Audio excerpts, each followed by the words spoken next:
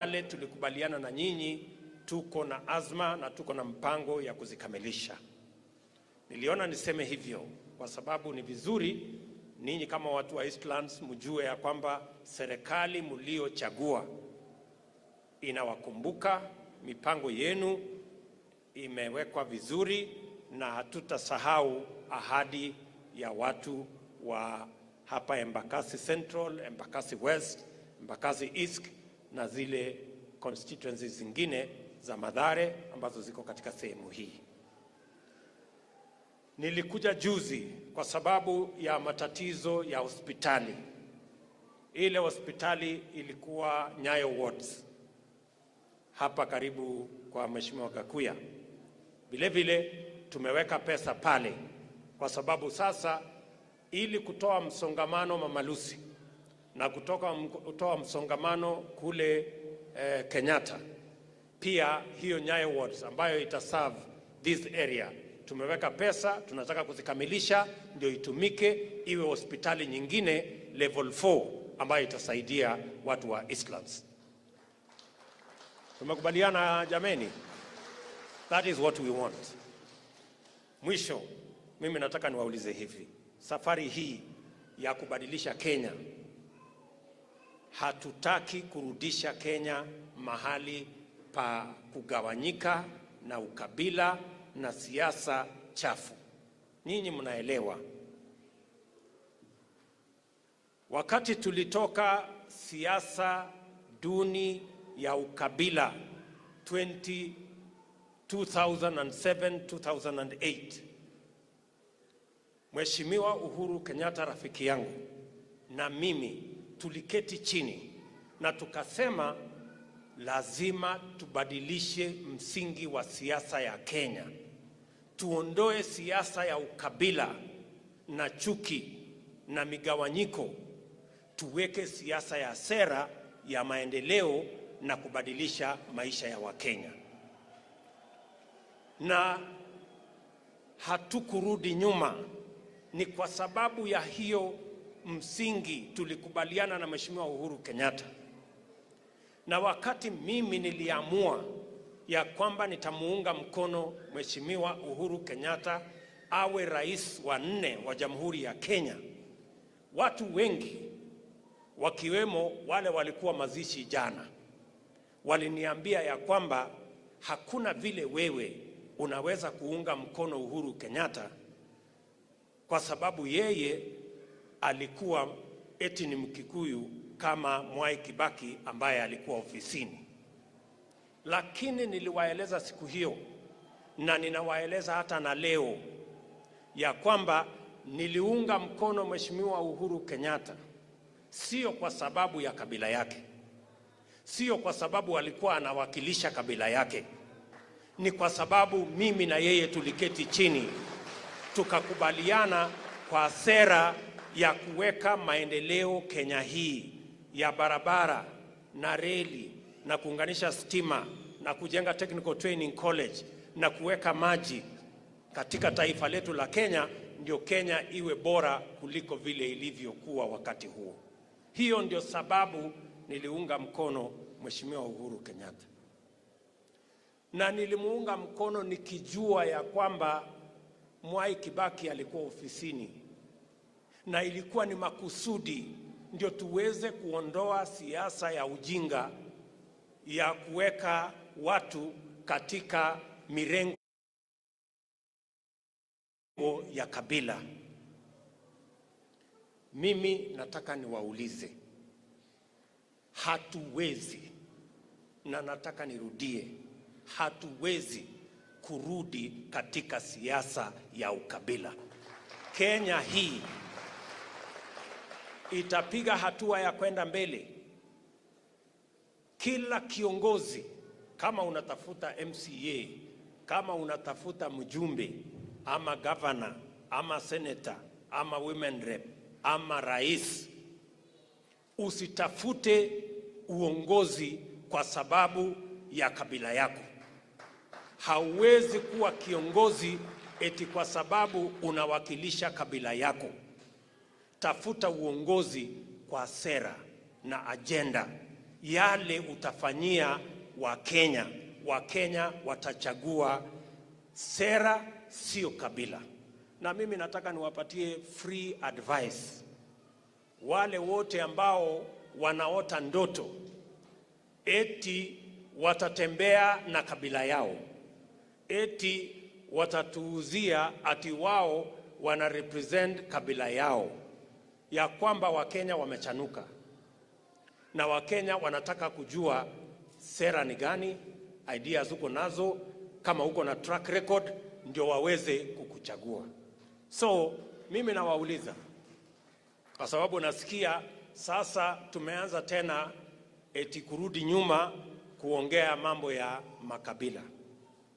Sisi wote, mimi William Ruto nikiweko, tunatafuta uongozi sio kwa sababu ya kabila yako ama kwa sababu unawakilisha kabila yako, ni kwa sababu either uko na sera, uko na mpango, ama kama huna, basi wananchi hawa watajua vile wataamua. Tunaelewana jameni? Na mimi nataka niseme hivi, ya kwamba saa hizi kuna msukosuko, kuna matatizo, watu wamechanganyikiwa kwa sababu tumesema lazima tubadilishe mazungumzo na mjadala katika taifa letu la Kenya. Tumesema hivi, na watu wengi saa hizi wale ambao wamezoea kutuuzia ukabila, saa hizi wamepata wasiwasi kwa sababu biashara yao ya ukabila na bei ya ukabila Kenya imepungua, na hasara itapatikana kwa biashara yao, kwa sababu Wakenya hawataki kuuziwa ukabila tena, wanataka kuuziwa sera, na wanataka kujua maisha yao itabadilika vipi, changamoto walizonazo itashughulikiwa vipi, na uko na mpango ya kushughulikia mahitaji yao na changamoto zao, na uko na suluhu ya yale mambo yanahitaji, ama wewe unatuuzia tu kabila yako na mambo duni ya kusema wewe unatoka sehemu fulani. Mimi nataka niseme hivi kwa marafiki zetu, hii mjadala lazima tutabadilisha. Mujipange, mkue tayari, kwa sababu nyinyi mnataka kutuuzia mambo ya makabila. Mahasla wa Kenya wana biashara na makabila, wanataka kujua biashara yao ya kuuza mboga ama ya bodaboda ama ya kiosk ama ya saloon ama hiyo ingine itaendelea namna gani. They have no business na mambo ya makabila. Jambo la pili, msituambie tutakuwa tunaongea mambo ya viongozi na interests zao. Lazima katika hiyo mjadala tuongee mambo ya wananchi na mahitaji yao na shida zao. Jambo la tatu, hamuwezi kutuambia tutaongea mambo ya mamlaka na vile viongozi watagawana mamlaka. Vile vile katika hiyo meza lazima tuongee mambo ya mwananchi mdogo, empowerment ya mwananchi mdogo, opportunity ya mwananchi mdogo na biashara yake. Atafanya biashara vipi? Atasaidiwa kufanya biashara vipi wakati viongozi wanazungumzia mambo ya kugawana mamlaka? Jambo la nne, vile wanataka tuongee mambo ya vyeo na vile viongozi watagawana vyeo, sijui prime minister, sijui deputy prime minister, sijui rais na hiyo ingine. Lazima pia tuongee mambo ya kazi kwa mamilioni ya vijana wa taifa la Kenya ambao hawana matumaini. Kwa hivyo jameni, tuvumiliane, kwa sababu lazima tuongee hii maneno, na tunasema ya kwamba haja yetu ni kuhakikisha ya kwamba katika meza mahali mambo ya Kenya inajadiliwa, itazungumzwa mambo ya wale, lakini pia mambo ya wananchi lazima izungumzwe pale. Na hiyo meza lazima itutoshe sisi wote. Kila mtu lazima akue katika hiyo meza. Tunaelewana jameni?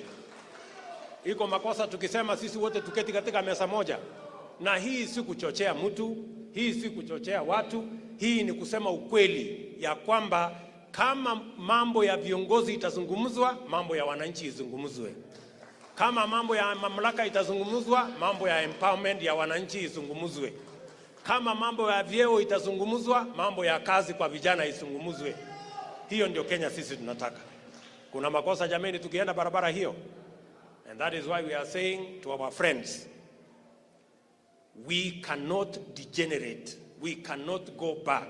When I supported Uhuru Kenyatta, it was not because of his tribe. It was not because he represented any tribe.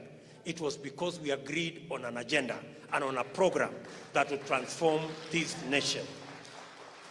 And I supported Uhuru Kenyatta when President Kibaki was in office.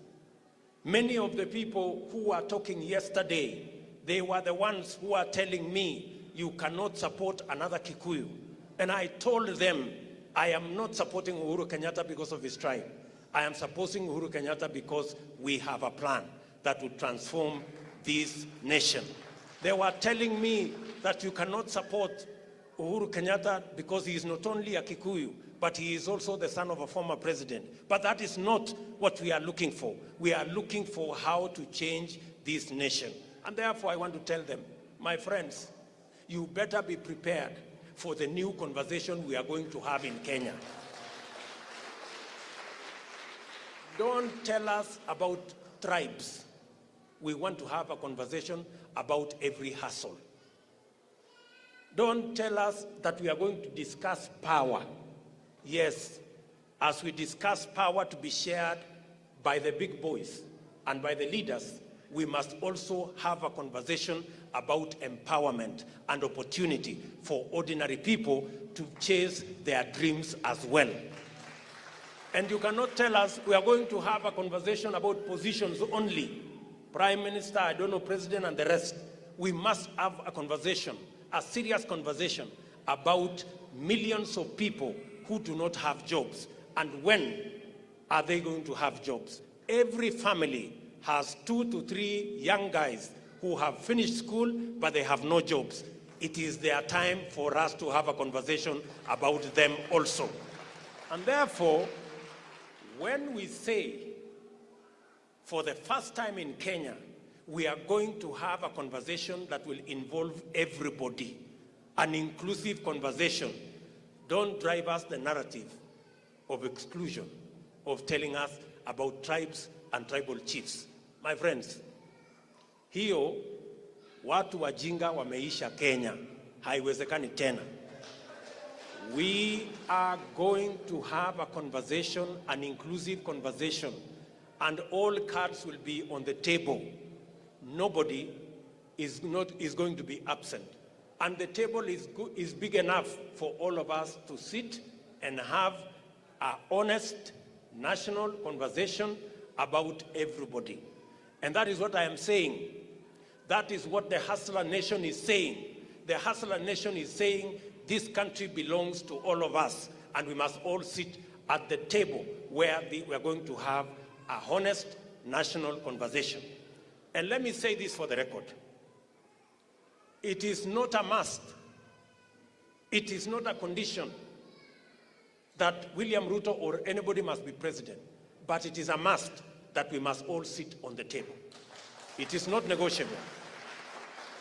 It is not negotiable that we can continue to have an exclusive conversation about few people and about some tribes and about some leaders. We are going to have a honest national conversation. And that is what the Hustler Nation is about. It is not a threat to anybody. It is not incitement of any nature.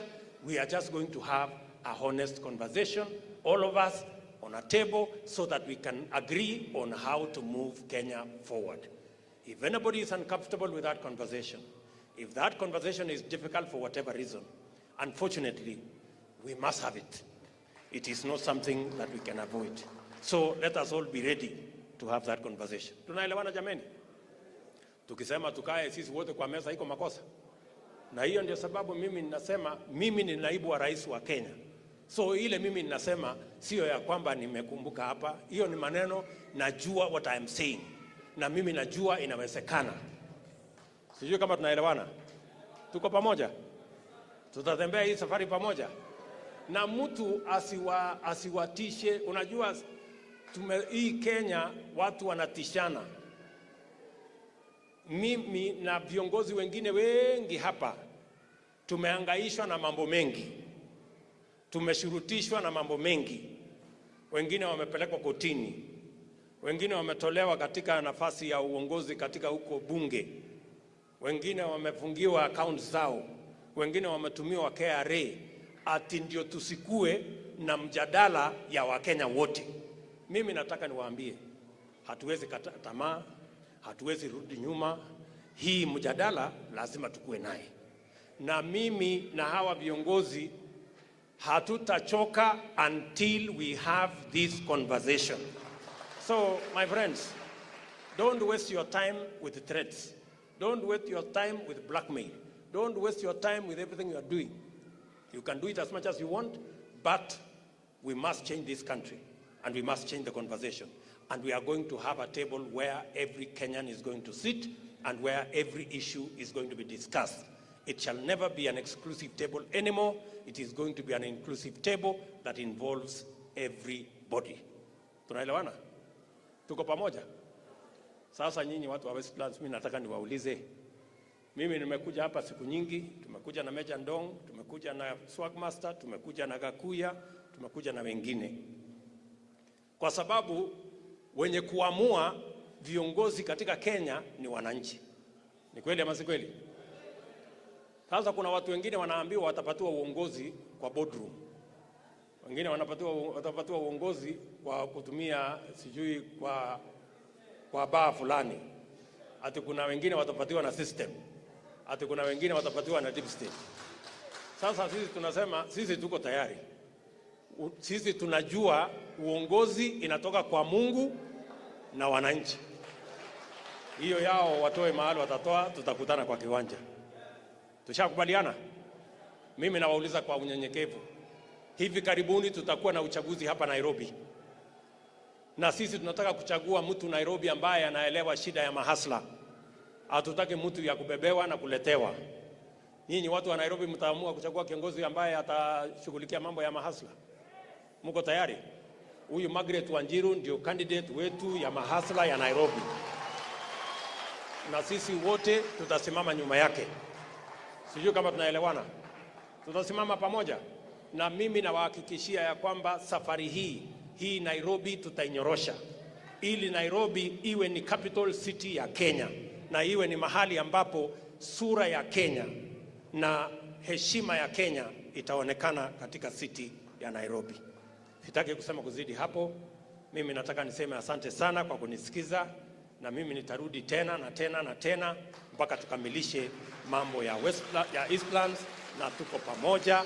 Nawapenda sana na nawatakia baraka ya Mungu. Thank you very much.